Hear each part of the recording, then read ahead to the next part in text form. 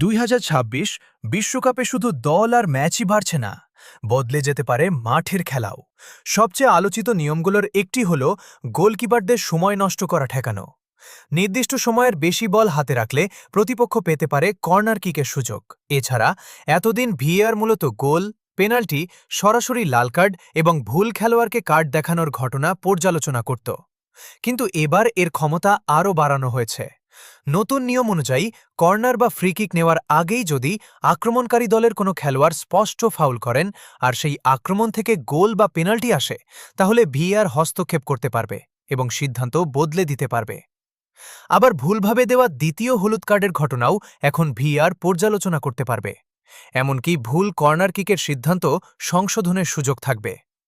খেলোয়াড় বদল, ইনজুরি এবং সময়ক্ষেপণের বিষয়েও থাকছে কড়া নজরদারি।